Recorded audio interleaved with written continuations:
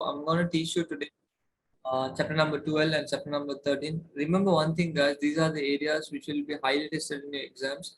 No matter what, in question number 5 and question number 6 in your paper 2 is going to be completely management. Certain years I have noticed that management has been tested for question number 5, sometimes even in question number 6, even in question number 7, I have seen management. Sometimes it comes to 40 marks to 60 marks on your paper. Sometimes it comes to 42, 52, 48, but at least the lowest marks you can expect from management is this much, guys. At least I'm speaking at least. So 28 to 32 every year of 200 marks paper on a advanced level you get from management. So that's the reason I'm saying it's very important. The second thing, if it is come maximum, it will come for 50 to 60. So you might be like it's something very very important. Without this, you can't score better on your exam paper. So that's what I wanted to make it. For your understanding, without management, you will be not be able to score good marks on exam paper. And second thing is, I want to say in operations management, again, it will come from 28 to 32. Again, it's a very, very important chapter. That's the reason I'm considering here it won't be going maximum for 40 to 60, but at least 28 to 32 you can expect in every year of past. So management is about managing things in an organization. It can be managing about people, managing resources, managing entire stuff in an organization is a part of management. So when you manage things, you need to ensure two type of particular things. Your resources are not being wasted, or the second thing when it comes to management, you should always ensure that. Yeah, give me a second. You always should ensure that the management, the resources should reach the potential set of crowd. That's one of the important thing you need to know always. Let me move on to the topic. So here you might see there's a lot of things which we need to speak. Importance of management. Management is the art of getting things done through other people. Management is the process of planning, organizing, leading, and controlling the work of organization members and of using all available organization resources to reach stated organizational goals.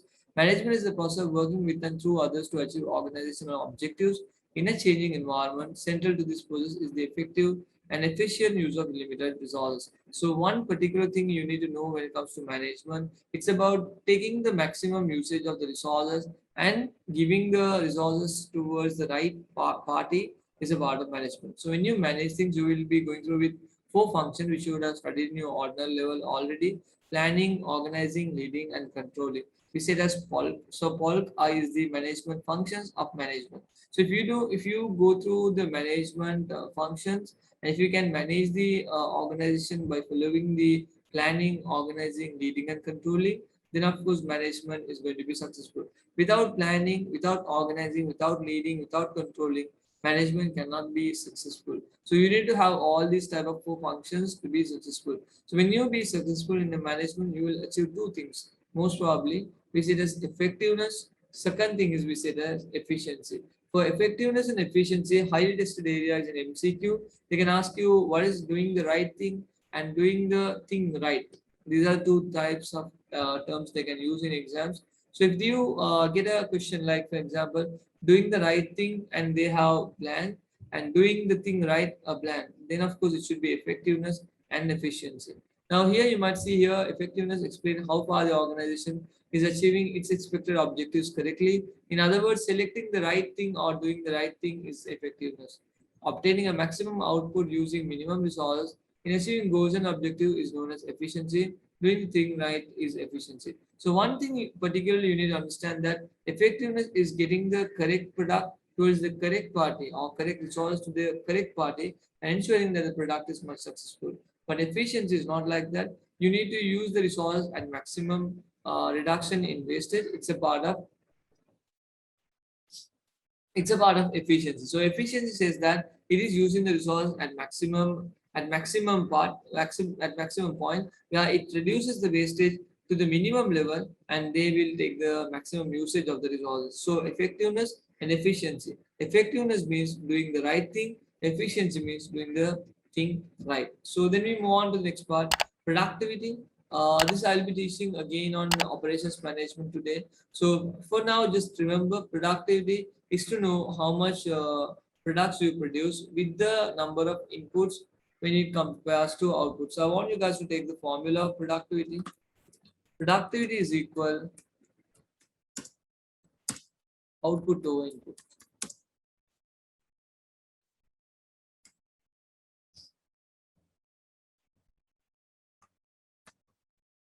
So actually what is productivity means? Productivity means how much products you can produce with the number of inputs. How much products you actually produce with the number of inputs is shown in productivity.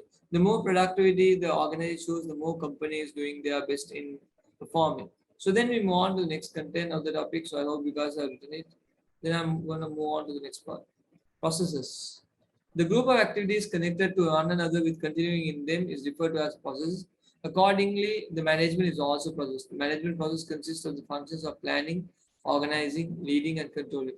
Management is required for accomplishment of goals and objectives of organization as well as individual. Management influence the accomplishment of the goals and objectives of individual in the following manner. So you might see that like in order to make a process, how a process work actually, the management process has four functions: planning, organizing, leading, and controlling. With these four functions only, a management is actually completely made. So to achieve the basic goals and objectives of our organization, the management should follow the basic steps.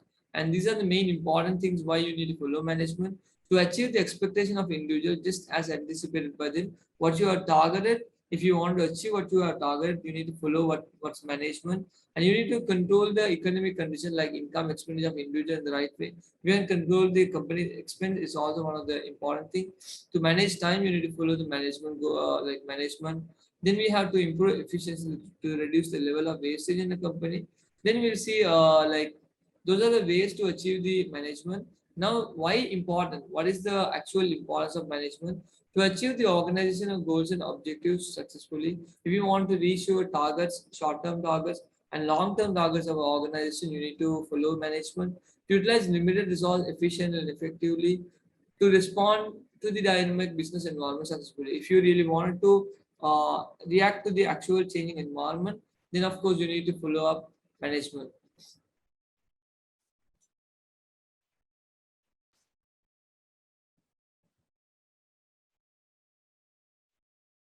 It also says that to assure the long-term existence of the business by facing the competition successfully, to face successfully the complex situation created due to expansion of the firm. So also management is very important to compete with your competitors. If you are not good in competing with the competitors, if you are not good in getting the things done from the organization properly, then of course you can't be sustaining for a future period. You should be able to get the work done from your team, and also you should ensure that the resources are properly divided among the people to get the work done towards the point of achievement. Then we have to fulfill the expectation of interested party. You might have learned in your chapter number one, stakeholders can be different people, a lot of people. Like stakeholders can be shareholders, it can be media, it can be government. To satisfy everyone, you need to know how to manage things of the organization at maximum satisfactory level. Again, guys, this is not important to by heart. You guys can think and write why management is important. To face problems successfully and make correct decisions. So you have problems, you to manage it, you need to know management to act as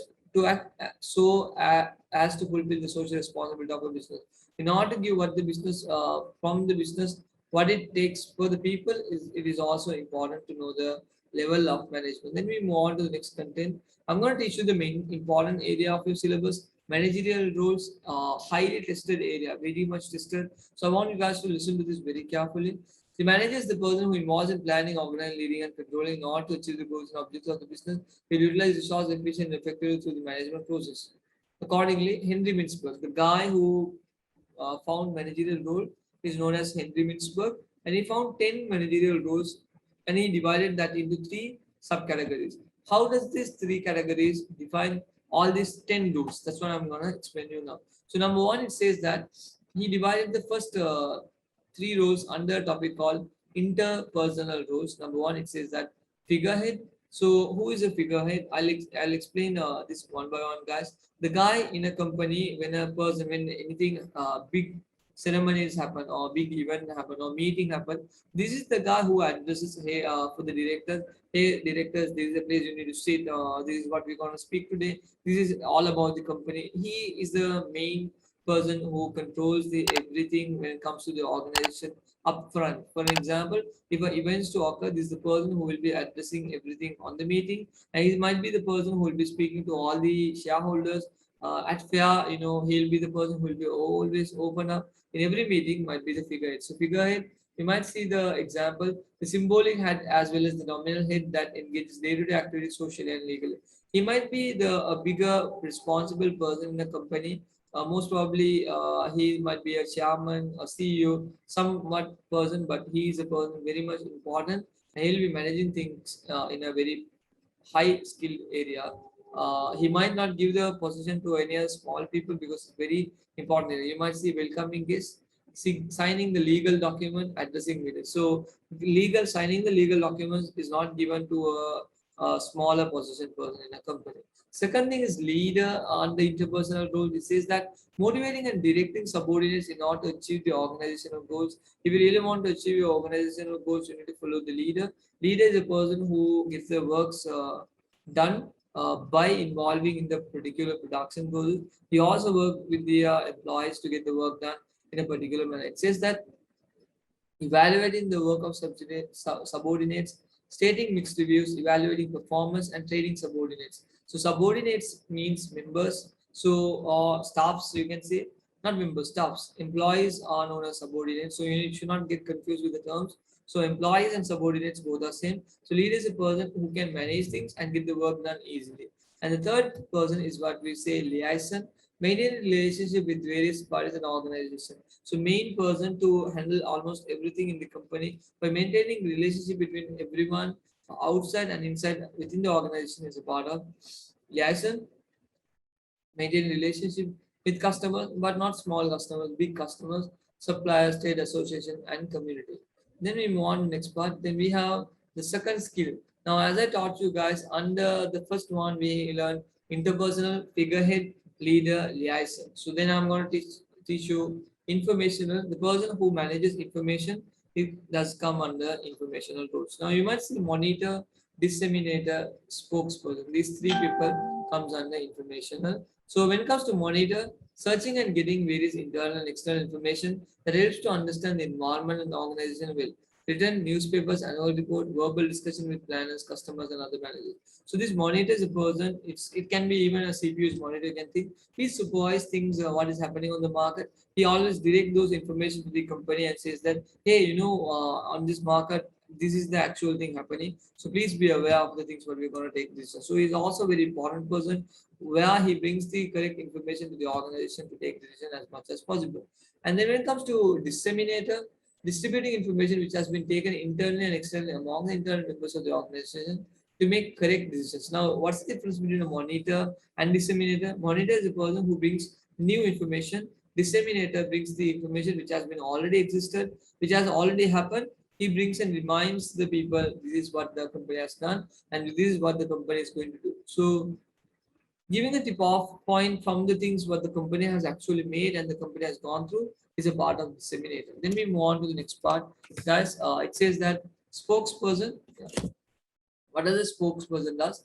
He speaks to the media, press conferences, and all shareholders meeting. He might say that providing information to external parties representing the organization, press conferences, shareholders meeting. So he speaks to the particularly not only to the environment, even the outside environment used to speak and always give the information to the relevant parties.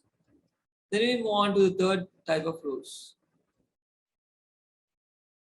We have decisional roles. We say that the people who are involved in taking decisions. Number one, entrepreneur. Entrepreneur is the person who manages almost everything in a company. Innovator, risk taker. This is the person who can make actual changes in a company. And you might see this is the person who doesn't work for salary. He works for most probably profits. Now you might see making changes within the organization in order to match with changing environmental conditions, organizing new programs and developing strategies, introducing new project processes. So you might see this entrepreneur as a person who actually involves in getting the work done with people. He's a person who can manage stuff in a better manner. He is a person who always organize the programs of factors of production, and he is a person who always take risk in a company. So he always take a lot of decisions because he's the one who is managing everything in a company. So he has the right to do what he really wants. Now, entrepreneur is not a manager most probably, but it's also managerial role. Then we have the disturbance handler. Whenever a problem happens, you should be able to think and sort it out. So a person who handles the problem and sort it out then and there, that person is what we say disturbance handler. Taking actions to face unexpected situations successfully, facing the conditions such as strikes, breaching of the contracts, consumer complaints, and shortage of raw materials. So if there's any problem in the company, like strikes, like some people are not listening and they take decisions on their own, and also they when there's a big complaint, these people will be trying to handle it in a easy manner. Then we have the next one, the resource allocator. How much of resources should be given to each specific team? How much resources should be given to particular people is decided by this guy under decisional role. So if this is the person allocating resources among various departments of the organization, allocating own time for subordinate, distributing the resources of the organization among the decisions. So what he does is actually he takes the resources and he sees for which person what type of resources should be actually given, for which department how much resources should be actually done, for which department how much budget should be actually categorized and diversified as a part of resource allocator. And the next last part of the decisional role is negotiator. So, what is negotiator, guys? This is a person who actually can actually sort out the problems which the organization can face in future. His main concern is about sorting out the problems and handle about not like disturbance handler, but he can manage to put contracts with people, and also he's the person who can acquire, who can merge, who can also take other companies' shares. This is a guy who is good in doing what he is actually at.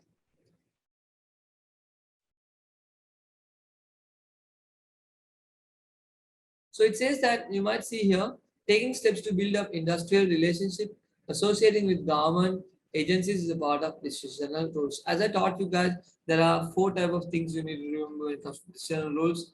What is that? Entrepreneur, disturbance handler, resource allocator, negotiator. When it comes to the second part, what did we learn? The second part on the content was, let me go a bit upwards. Yeah, I'm going. The second part, informational roles. So we spoke about three people as monitor, disseminator, and spokesperson. And when it comes to this interpersonal, we learn figure, leader, and liaison. So who has made this type of managerial roles? It is made by the guy called Henry Mintzberg. So Henry Mintzberg produced 10 managerial roles for your knowledge. So let's see what is Robert L. Cart's management level. So I'm going to teach you now how management level actually works. Yeah. So let's start, guys. Management level.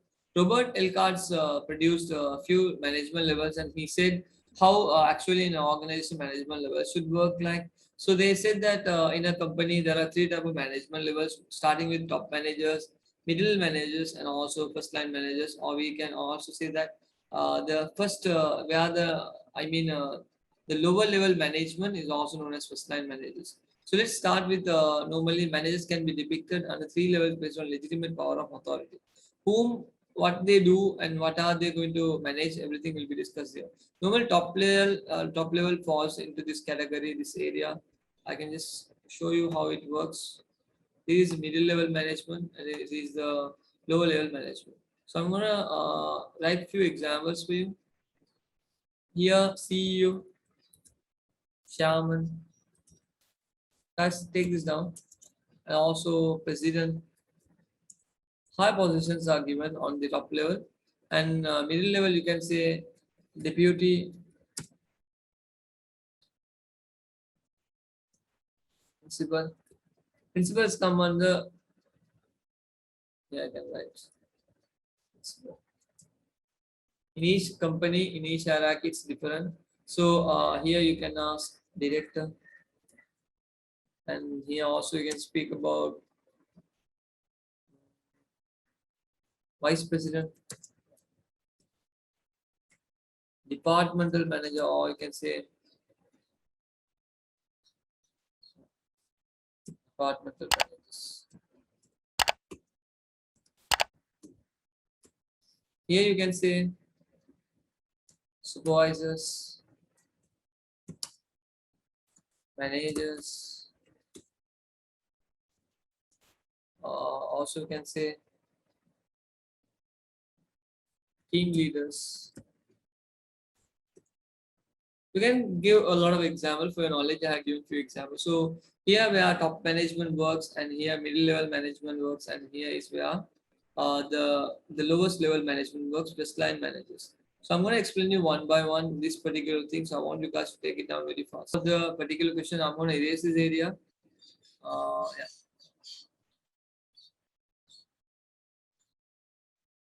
So we are going to discuss how managers are working in a company. What are the responsibilities from each level? Let's discuss one by one. Top managers, the managers who manage the top level functions of the organization, are known by this. They determine the future direction of the whole organization, and the responsibility extends to overall organization. So these are the people who doesn't work much but think a lot. So these are the people who use their knowledge, the brain as much as possible. Establishment of goals and objectives of the organization, determining the strategies and policies, designing the overall process of the organization, monitoring the activities of middle level managers. So main target is about setting goals and objectives, following the strategies and policies to achieve those targets, seeing what is happening in the overall organization, and also ensuring that people are always going towards a particular place of success, and they all be directed towards the correct pathway. Then we have the second level of managers. They are known as middle level managers. The managers who perform as heads of main divisions or departments of an organization are known by this. These are the managers who transform the strategic decisions developed by the top management into operations decisions recorded to the first line managers. So they are the mediators in between the first line managers and the top level managers. So they also coordinate the resources properly. They ensure that the information what the top level management has given to them should be taken towards the lower level management in a correct way, and also they ensure that the target what they are setting should be achieved in a particularly easy manner, and also they focus on bringing the strategies into operational plan. How do they change the top level strategy into operational plan to execute for the first line managers to do?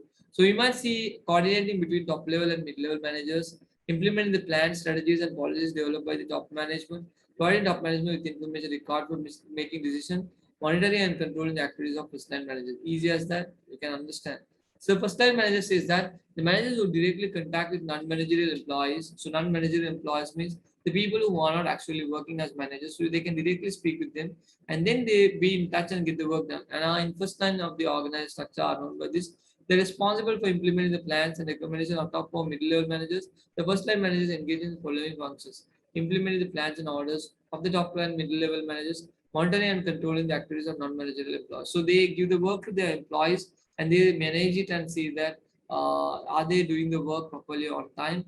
The work is actually happening as they expected, and also as they expected, is everything going smoothly? Is a part of first line managers. Then Robert Clarks, I said that he has divided that management levels into three different parts. We say as conceptual, human skills, and technical skills. So let's look into the one by one. Has introduced three types of skills that should be possessed and developed by managers at various managerial levels of the organization. You have conceptual, human, and technical. Do I have a chart? I have given. No, I have not given a chart. So I need to show a chart in Google, guys. So give me a second. Let me show a chart and explain it.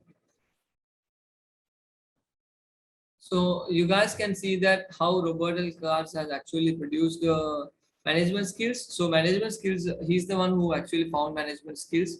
So in management skills, you might see one particular thing. This layer is known as conceptual. This layer is human skills, and this layer is technical skills. So you need to know what are these three types of skills actually before you learn why it is like these three lines, right? You might have this doubt. So you might see here in first line managers, the conceptual skill is very less, but human skill is comparatively very high, and also technical skills very high. So why do you think technical skills, human skills is moderate for all three levels, but conceptual skills should be increasing?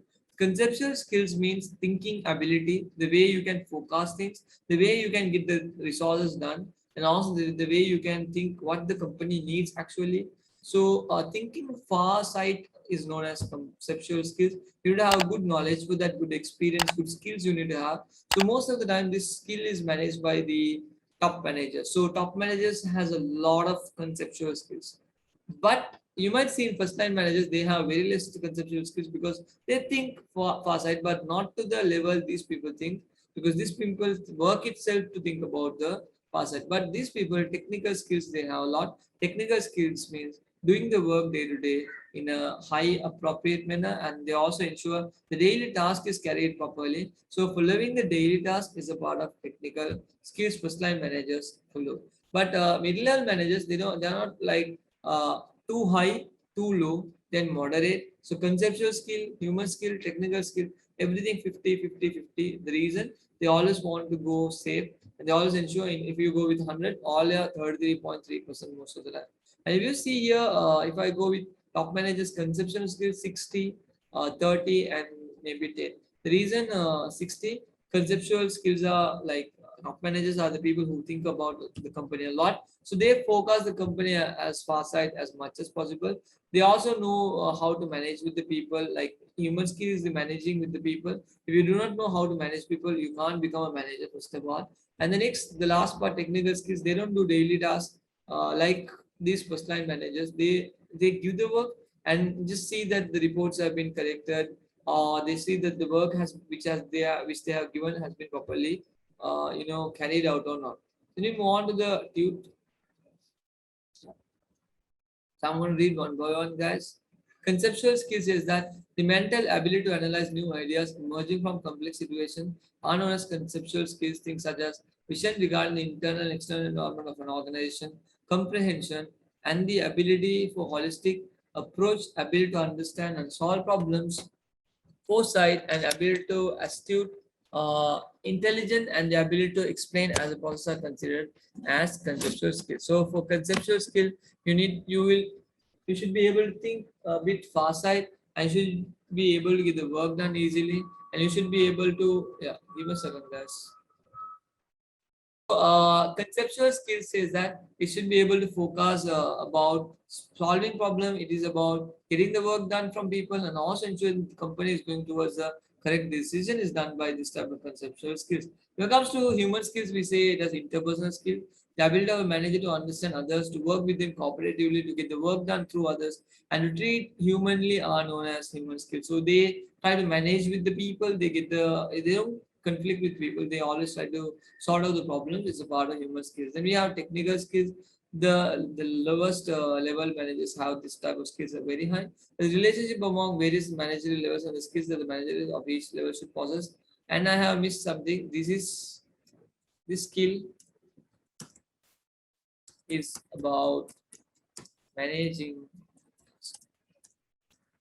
Why I'm writing this, guys, however, I'm going to share this video for you guys one day. So when I share this, when you guys are getting the tubes, most probably I'll be giving this information. So when you get the tubes, guys, on the day, then of course you can write it down. Then we move on next part by seeing the video. We have page number 8.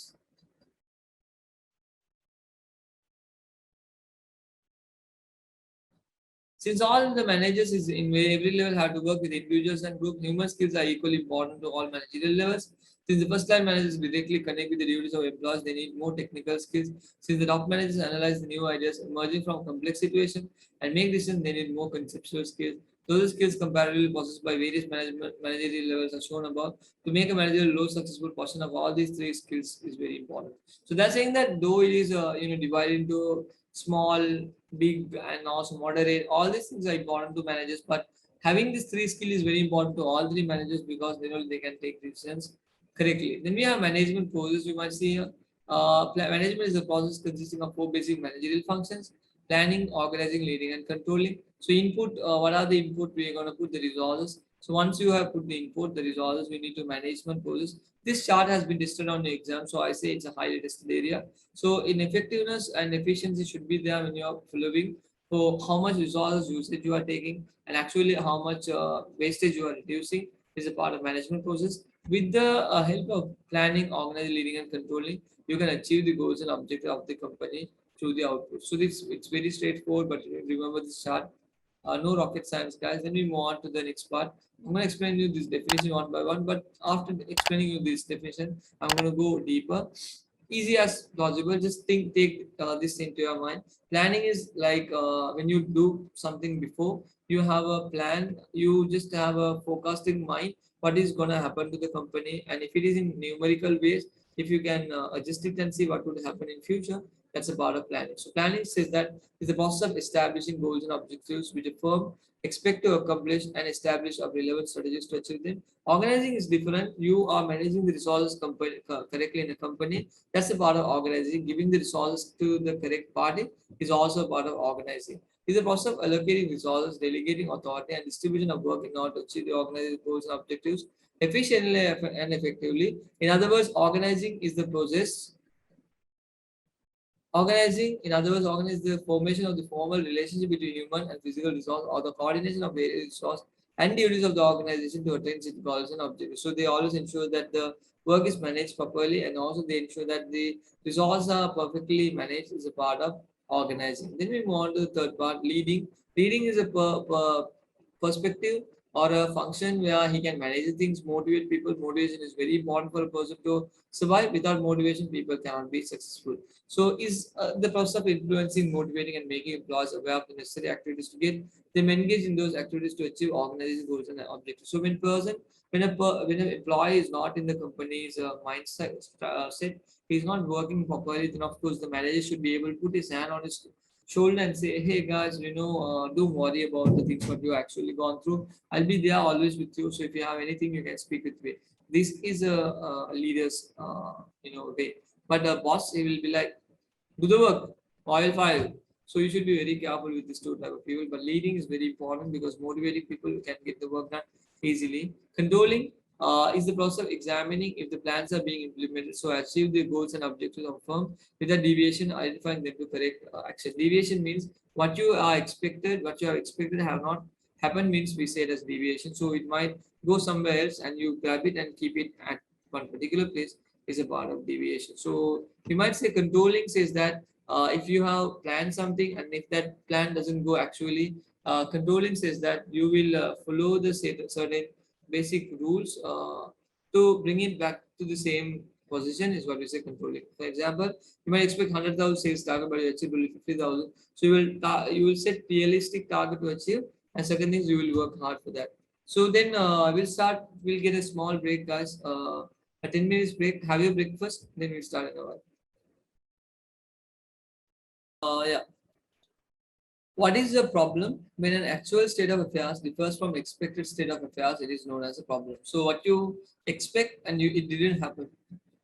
So if it doesn't happen as what you expect, we say that's problem. Why we say that's problem? Because you might have some sort of expectation, and unfortunately, as you expect, it doesn't happen. And of course, you need to correct it towards to that point. Then only you take a decision. What you should do actually, selecting the most suitable alternative among alternatives is known as decision. Accordingly, decision making is a process of identifying alternative solutions, actions to solve certain problems, and selecting the most suitable alternative among them. So, what is decision actually saying that when you have a lot of decisions to take and you take one of them is a part of decision. And most of the time, you might take decisions when there's some sort of solution to the problem. So, a problem is something which you expect and it didn't. You expect something and it doesn't happen in that particular manner, it is known as problem. And to solve that problem, you need to take a decision. Among the alternatives of decision, you will take one decision and you will solve the problem. If the problem is simple or complex, it is the manager's duty to give solution to that problem. Accordingly, the decision making is fundamental in every function that manager perform. Again, it's very important you guys to now this thing is again not to buy hard, but just to remember. But it's very much highly tested on exams. Normally, it is the step of decision making I mentioned below. Identifying the problem clearly, analyzing the problem, formation of alternative solutions, evaluating alternative solutions, selecting the best alternative, making a plan to implement the best alternative, evaluating, and feedback. So for example, if you take your father brought a chocolate from foreign, from abroad, and now he has kept the chocolate inside the fridge, right? So now if you wanted to go and eat the chocolate, most probably you can't eat the chocolate at everyone when everyone awake, you can't do that. So you should wait until the time comes, everyone sleeps. You can go nicely, slowly. You can go to the fridge and take the chocolate and eat. That's a problem. What's the problem? Your brother or your sister. The moment you wake up from the bed and go, they also need a share out of it. And you don't want to give a share for them because they always eat a lot, and parents always give fairness to the small ones at home. So now what you need to do is like you plan, like you identify the problem clearly. The main concern is about eating the chocolate. Analyze the problem. How do we eat the chocolate? So you think. Then formation or alternate solution. When everyone has slept, when my brother is slept actually, I will go slowly. Then you are seeing that yeah, formation or alternate solution, evaluating alternate solution. You think like if I go in this way, will you get caught? If I go in that particular way, will I get caught? Or if my brother wakes up, what would happen? The outcomes you expect. Then finally you select okay, the best alternative. I'll give a share to my brother, so he also will be helping me. So both of us can have the chocolates. Making a plan to implement the best alternative. Then finally you have a good plan and you execute it. And finally, if you get the chocolate in your hand, you are eating, it's good. If the chocolate is with your mother and you get beaten, it's very bad. So you need to be able to think like this chocolate example I gave you for the decision making was identify the problem, analyze the problem, formation of alternative solution, evaluate alternative solution, select the best one, make a plan, and finally give a feedback. That's what important when it comes to decision making. Then we move on next part planning. The following are some definitions present on planning, the process of establishing goals and suitable course of actions for achieving those goals. So you have a plan to establish certain goals, and after that, you ensure that goals have been achieved one by one. That's it's a part of planning. Deciding the goals and objectives of an organization and preparing how to meet them. Like what are the type of organization, what are the ways you can achieve is also a part of planning. So they are given some importance, some main activities of planning process you might see: establishing aims, establishing goals, identifying objectives and strategies, environmental analysis, resource analysis, identifying opportunities and threats, identifying identification and analysis of performance gap, making strategic decisions and preparation of the plan, implementing strategies, implementing plans, measuring the success and controlling. So you might see there are a few activities of planning process. Actually, you establish aims, establish goals, you see what is the company objective, you see the environment, you analyze the resource what you have, you see even the opportunity and threat what the company goes through. You see that gap, performance gap is where you should perform and where you are performing, and what are the decisions you need to have to achieve your strategic targets, what are the ways you control all these things. So like without planning a business cannot run. Every business should have a planning. Without plan a business cannot be successful because planning is giving a root cause where to move on, how to achieve the things. Accordingly, a well-prepared plan should consist the following facts. The above facts are also called business expectations. So you might see these are few things you need to have when it comes to planning. You have a vision where you are actually going to go. For example, my vision is to teach commerce entirely free for almost Sri Lankan students for international market. Whoever I can teach at maximum, I'll do it one day. That's the reason I started my YouTube channel. That's the reason I'm working hard for that. One day I will achieve that target, teaching entire world free commerce. It can be accounting, econ, BS, entirely Cambridge and national market. This is my target. So that's my vision when it comes to my mission is giving satisfaction to these students who are learning from me. My goal and aim by 5 years of time, if I can get something from the channel, I will be giving back to the society itself as much as possible. 90% of my income, I'm going to allocate to the people who are watching my videos. I'm going to allocate that money to people, students who are not affordable to go for schools, something like that. That's my target. So this is how a business. Now I'm giving this example. It can be my real targets, but still I'm taking it as an example for you guys to understand. It's not about saying what I have to say, but I'm just saying these are the ways you need to know what is goals, aim, and policies is about what type of ways you can achieve and what are the ways you should follow in a company. You can achieve strategy, but actually your target and what's actually you will be achieving will be spoken on strategy. Procedures, the day-to-day task, and how following those day-to-day tasks, how can you achieve those goals. tools. Every company has some sort of discipline. You need to follow that when you are achieving the target program. What are the actual programs set to achieve the target project? What are the projects you need to carry out in order to achieve the objectives and the plan to be executed in a proper manner? Then they are saying following principles should be followed in preparing plans. They should be based on clearly stated goals and objectives, specific time duration, practicability, flexibility. Now, this principle is again very important. Higher tested area. How come? What are the principles of preparing plan? What is the principle? What are the principles of plan? They might ask in that way. It should be. It should state proper goals and objectives. A proper time period should be there. Practically, it should be easily achieved. Flexibility should be there. You can change the results. Very easy to understand of every level of employees. Now, for example, if you take a recruiter guy who's on the lowest level, still you can understand what the company's actual target is. Priority manage prepare prior to the other managerial function in integrated manner. Integrated mean in a honest manner. So they prepare by seeing what priority they should give as maximum. Participation and commitment of managers of every level are required. So you ensure that you participate and you manage the resource in a particularly manner, and it is reaching the entire market.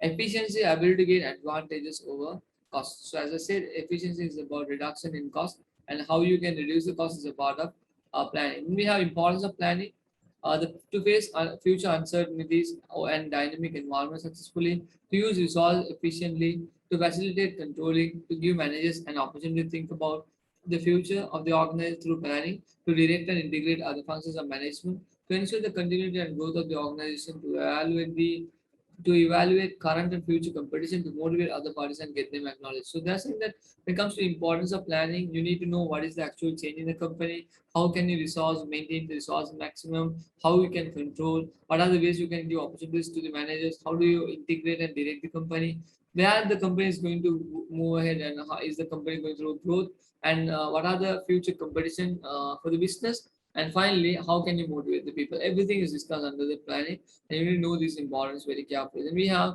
limitations or problems of planning. It says that application of incorrect and inadequate information, preparing plans based on the past tense and existing data. So sometimes your information you are gathered might be outdated. Sometimes the data you are taking is very fast, so you can go with wrong decision. Preparing plan beyond the ability and the capacity. If you can't achieve, don't set targets which you can't achieve, unrealistic.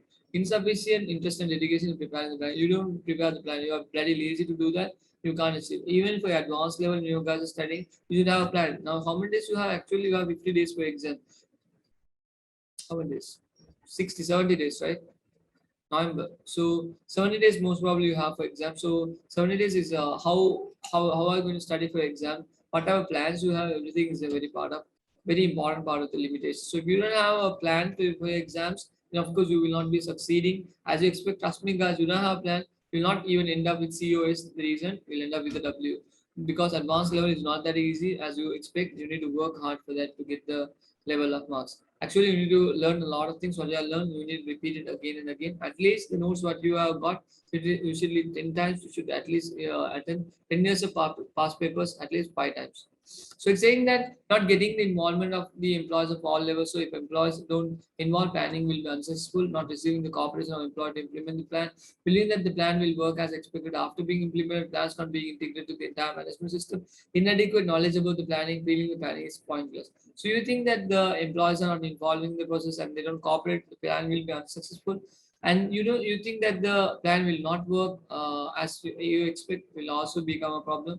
You don't, the entire management system is not following your plan, and people when you plan that you don't have proper knowledge on that, and you feel like why having a plan? What's the point of having a plan? Means it will be not successful again. Then we move on next part, organizing, right?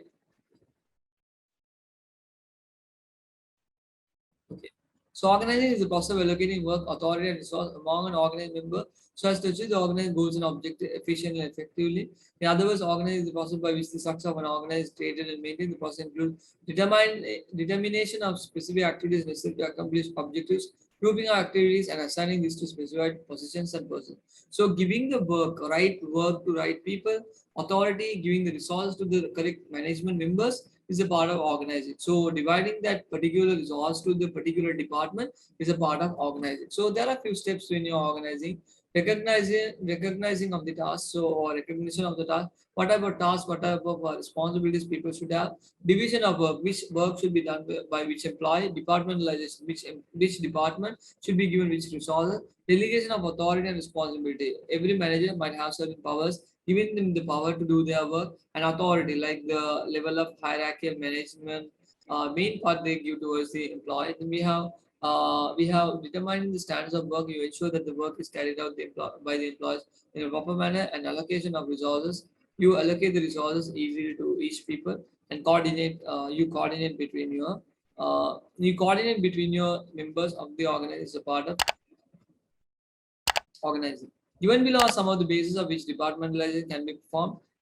They won't go that deep into this. Just remember this type of basis: functional basis, product basis, consumer basis, geographical basis, mixed basis, process basis, metric basis. As I can explain you this in my theory class, this is a revision, fast track. I am not going to go on to this area because if it is highly tested, of course I will go. But just remember these four areas which can be tested on the exams. I have seen one or two MCQs which they are focused on that, but they don't ask.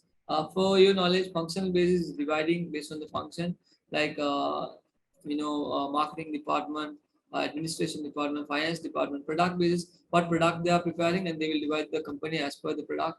Maybe if you take Unilever, Unilever might produce a lot of soaps, right? Hammam is theirs, Lux is theirs, Dettol is there. So when they are dividing those categories, they might divide the department based on Lux department, Dettol department, Hammam department, Lifebuoy department, something like that.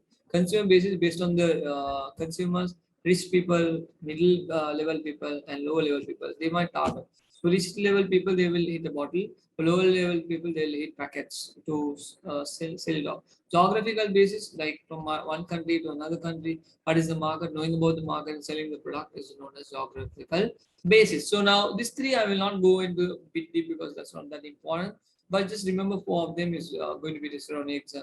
The importance of the organizing for the success of an organization can be stated as follows. It assists in achieving the goals and objective of the organization, it being a base to implement the plan successfully. Ability to improve the productivity because of the job specialization comes up from division of work.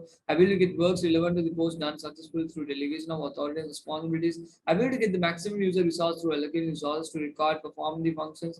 The coordination is created among individual, group, and departments in directing organized activities towards its goal. So that's saying that when it comes to importance, you can achieve the goals because you are organized properly. You have proper basement of plan to organize it, so it's good. So also dividing the work and giving division of work is going to be best, but by dividing the work, one person will be doing the same thing again and again. This will increase the level of specialization. For example, if one person is going to be waiter for another 10 years, that guy is going to be a super waiter. You know how to handle the customers, you know how to get the tips, something like that. And also, when it comes to the organizing, you can give the authority and responsibility to each members of the company, and you can allocate the resources to the correct people in an organization is also very important. Coordinating what type of work should be given to each people is also a part of coordination. Then we move on. Next part of the says that concepts to be considered as successful organization. This is very important, highly tested area. Now you might see here what is chain of command. Let me explain that in an easy way. If the manager is going to give a message from the top to the bottom, and if someone is saying some from the bottom to the top, it's a part of chain of command. The way the messages goes from top to the bottom and from bottom to the top, the managing of information from bottom to the top and to the top to the bottom, we say it as chain of command. The chain of command allows each member of the organization to have firm understanding of who they report to and who makes up their team. In this article, we discuss the traditional chain of command structure, the associated advantages and disadvantages, and explain more about flat and vertical chains of command. Now you might see that. Give me a second, guys. So chain of command is where you have the message goes from down towards the top and top towards down. This is a part of chain of command. You might say a chain of command allows each member of the organization to have a firm understanding of who they report to and who makes up their team. In this article, we discuss the traditional chain of command structure, the associated disadvantage and disadvantage, and explain more about flat and vertical chains of command. So in a command, if you have flat means you have one manager, you directly report to that particular one easily. Like for example, one flat line and above is your manager, so you can speak anything what you want. A tall structure, or we say it as A vertical structure, it goes down and down. This is a vertical structure actually, you can see. So it goes down and down. A tall structure also you can say. For flat structure, you say it as wide structure. These things I'll be explaining in future, because I'll be having centralized and decentralized decision making. So here, unity of command and span of control or span of management, all three terms is important because all three terms are the same. So in exams, they might confuse you. What is span of control? What do you think about unity of command? You are like, unity of command, span of command, I never heard about it. So you should be able to not get confused, and you should be able to identify what is actually about. Now you see this guy is actually directing where you should lead, and this is one particular person. So when you are reporting to one particular manager, we say it as unity of command. So you don't report to all the managers in the company. You report to your finance manager if you are in finance department. You report to your production manager if you are in production department. You don't produce in production department and go and speak to finance manager about the problems. That's wrong. So unit of command means that all forces fall under one responsible commander. It requires a single commander with the requisite authority to direct all forces in pursuit of a unified purpose. Simply put, it means one mission, one boss. So you should only follow one person's actual terms in a company is a part of unity of command. So commander means you can also write manager, commander, both are something similarly, they have taken the same thing. So we have authority, the terms you need to know, the legitimate power that a manager of an organization receives to operate in various functions for commanding how we distribute the resources known as authority. So what is authority is about? You give the resources, you give the work to people, and when they have a name like a manager, finance manager, they should have some sort of power to say that they are finance manager. They have the power to cut the salaries, they have the part, you know, power to send the employees off. So some sort of power which gives them the authority to do. So to make authority legitimate and powerful, you need to have power. Without power, authority is nothing. So then we move on to power. The formal authority, you say the in authority you say the legitimate power, and in power you say the formal authority received by an individual in accordance with his status or the position. And in addition, the abilities received through other way are also known as power. So what are the type of powers you can have? There are several sorts of power. Expert power is knowledge power. It comes with your skills, knowledge. It doesn't come easily. You can't take it easily. So for that, you need to have good skills and knowledge. Legitimate power, someone has given you a power in a company that you are the CEO, you are the chairman. So you have anything when it comes to company, you can actually take decision. Reward power, you have the chance of giving money to people and saying, hey, you are doing the work good, so do go ahead and I'll give you this much. So you will reward people. Information power, you collect the information and give to the correct management. So that is a powerful thing. Coercive power, you see a gun, it's like you hire and fire people. So for example, fire, that's the reason you have a gun here.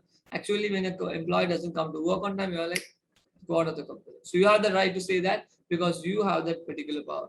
The referent power is most probably scaling between and seeing that which employee should get which type of concerns.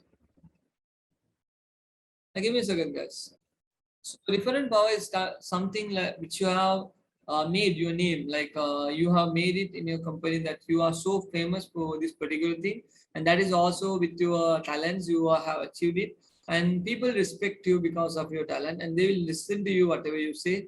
That is a part of referent power. Any employee, any company will have this type of people who have respect among others. Connection power, the way you can manage the people and the way you can combine and speak to them is a part of connection power. So remember three of them or four of them that's tested in your exams, and most probably I see expert, legitimate, reward, cohesive, different. This five highly tested area. Then we move on to the next part.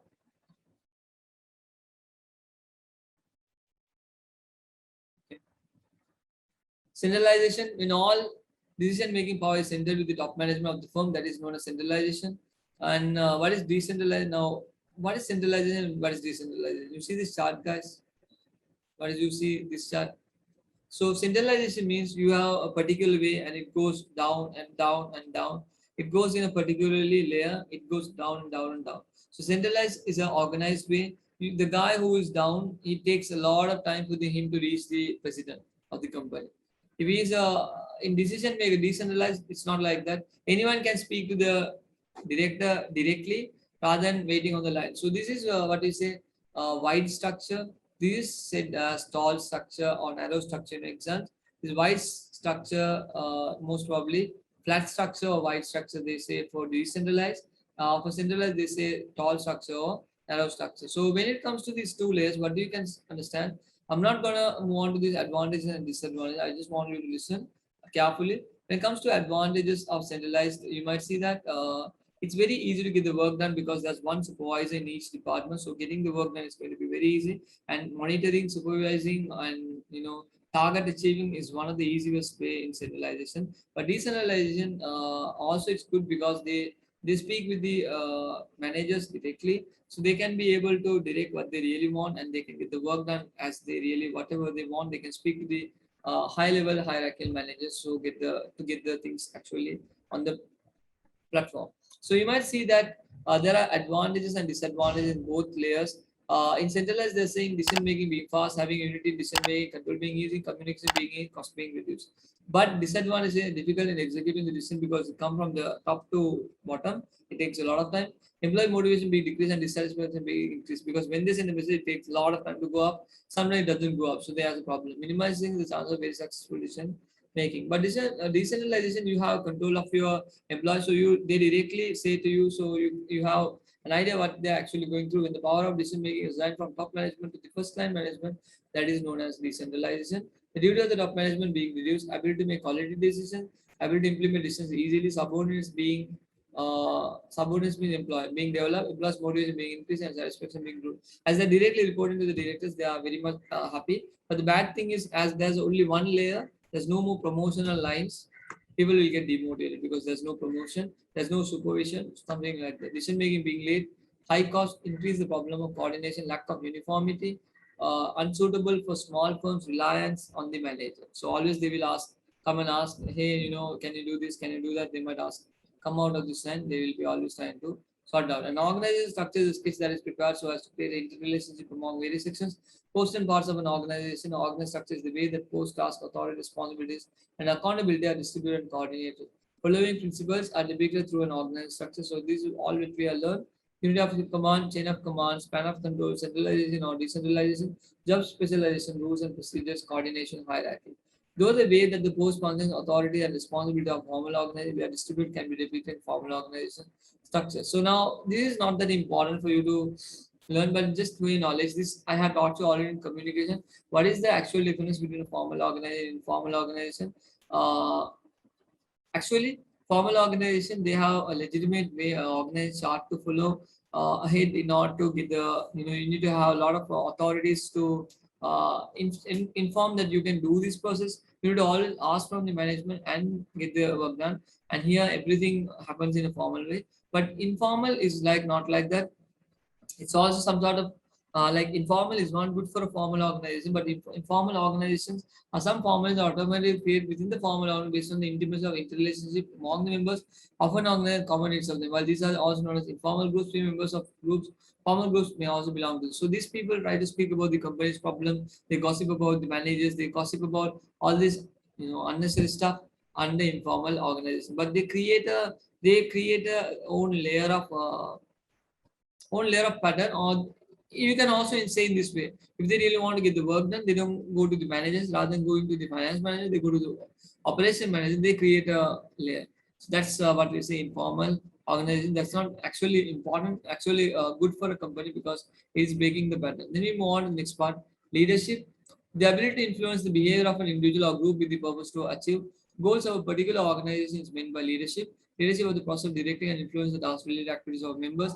The process of directing the individuals who implement the plans, the managers are prepared to the necessary task and also influencing them through encouraging and assisting them when the managers make the decision realize for the fulfillment of the objectives and goals of an organization can be interpreted as leading. So you need to understand one particular thing when it comes to leading. Leaders are the people who can manage the things in a better way, and they are the people who are directing, influencing, and getting the work done very easily from the people. You might see here in leadership is the organizer that conducts the plan and organizer with the skills of subordinates of the organization. You see, I have given a good example for this. The boss says that go, you should take that and you should move on. He just sits, on the seat and he get the works done. But a leader who was here comes down and he says that let's go. So that is giving a focus that he's taking towards, directing towards these employees towards the right position and towards the right movement. So necessity of leadership. Goal identification, value of written goals, learning to overcome obstacles, anticipation of benefit, setting target dates, building on strength, improving self-image and motivation, overcoming past condition, making successful choices and overcoming past condition, alternating attitudes, habits, and behaviors to experience self-motivation, developing a tangible action plan to achieve goals and success, learning real leadership skills, acting with sound values and integrity, providing coaching and encouragement to others, improving daily productivity, overcoming obstacles and hindrances, the motivation, preparing for leadership opportunities in the future. Easy way to understand a leader can motivate, can get the work done. Will also be with the employees, understanding the problem, being flexible, getting and setting the targets and reaching the level of point where they want it is a part of leader. Then we move on to the leadership. You might see here that I have given another example. The leader doesn't play an instrument, but the orchestra doesn't create beautiful music without a good leader. So the moment he plays the music plays the whole entertainment.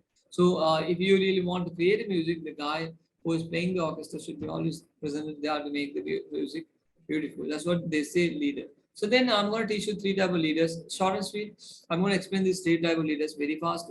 There are three type of leaders. One we said is autocratic, democratic, legislative. Autocratic leaders are the people who give the work to the employees and say, hey, do the work. If you don't do that, I'll kick you out of the company. These are autocratic leaders. Democratic leaders are different. They manage. They say, what do you want? Do you want this resource to do? Do you want to go early? So they understand the employee's problem and they solve it up. They just they don't care about anything. They're like, okay, I have a recruiter that you know the thing, you do it. So they give the opportunity for you to do everything. Thinking that you know already the things what you have learned, so you are probably good in it. Why should I go and teach the person who already knows the particular thing? And according to behavioral style, like according to way leaders perform, there are three. Behavioral style, there are two ways: task-oriented leader and employee-oriented leader. Now let's move on to the autocratic leader one by one. You might see autocratic leadership style.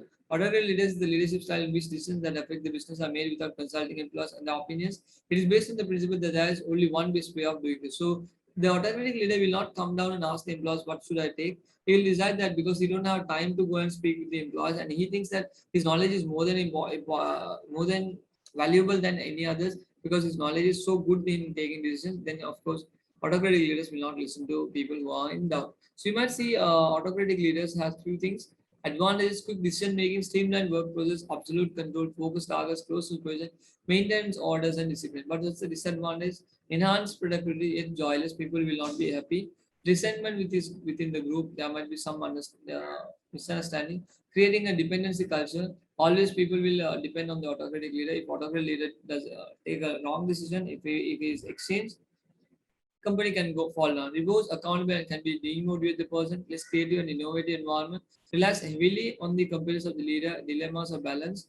Diversity within the workplace reduces. So you have less interaction to take ahead, and you can't, like, without this leader you can't actually work. That's what we say. What to say? Autocratic leader. Then we move on next part of the question. It says that democratic leader. It says that what does a democratic leader do? He speaks with the managers and come to a conclusion, finally take a decision. Use the expertise of the team. He brings all the knowledgeable people into one political place and take decision. Being a good facilitator, also he advises get the work done easily. Being respectful and open-minded, always very flexible person to listen. Understanding and prioritize ideas and info. So when people come and say suggestion, he listen to it. Avoid autocratic decision making. So we don't say do it, they say let's do it. So there's a different style.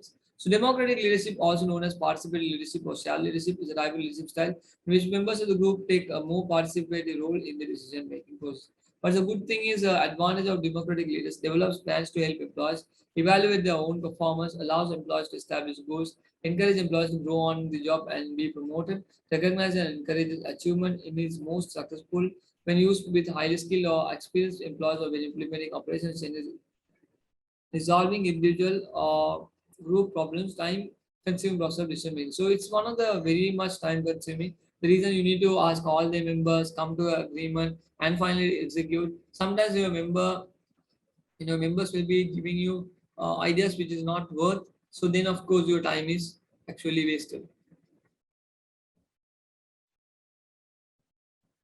So moving on to the next point, disadvantage of democratic leaders: evasive employees who prefer not to be involved. Many may create problems. Passing the buck for failure may be common. Like one person do a mistake. No, I didn't say that. It was the other guy. Due to lack of communication skills, some important. suggestions may be unheard. So they might be not that qualified to give you advices. In the case of uneducated and skilled workers, it is not very effective. So then we move on next part, the third one, layers per leaders. So you see the guy who's sitting here. Actually, I'll zoom a bit and show you.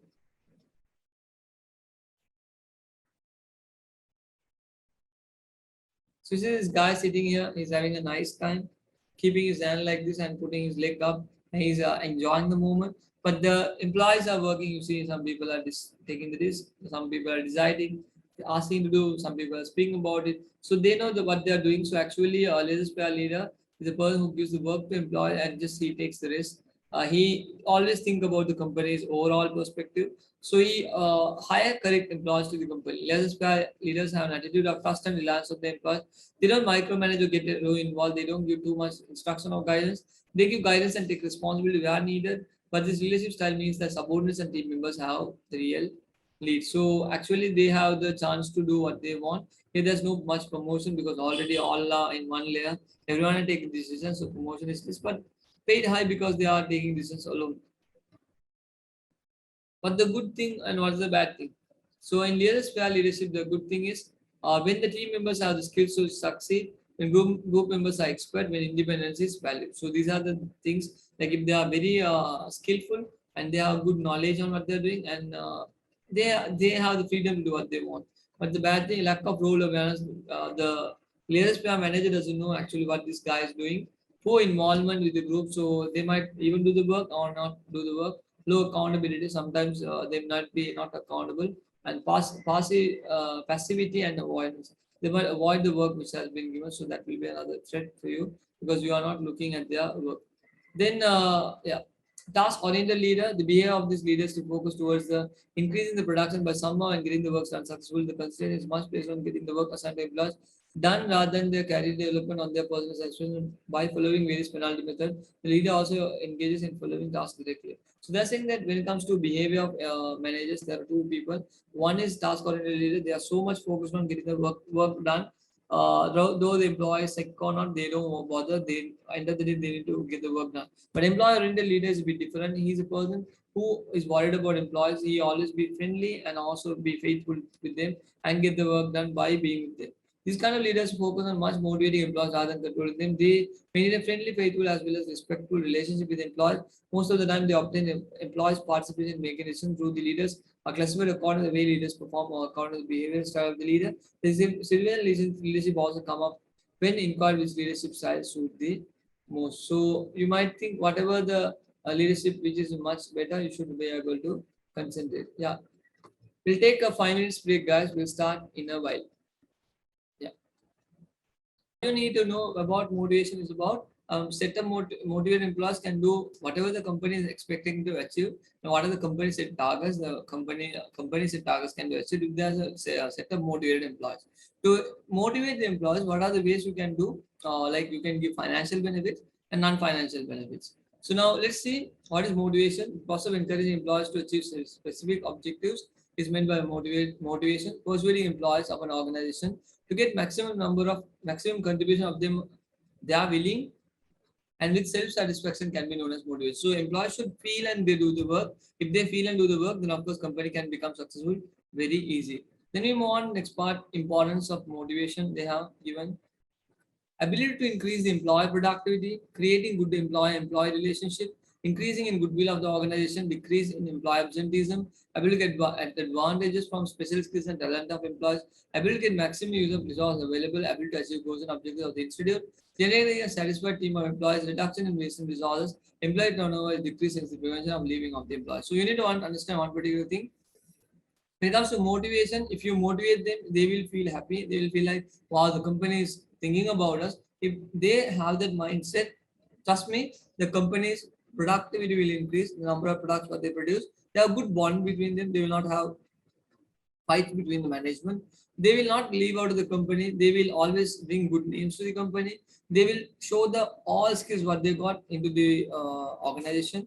They will give the chance of maximum utilization of the resources. They will generate a good superb team, and finally they will reduce the wastage. And also they will it will also stop the level of employees leaving out of the company if you have good motivation in an organization. So motivation is very important. The institute follows various motivation methods to motivate employees to work. This can be classified under two parts: financial motivation methods and non-financial motivation method.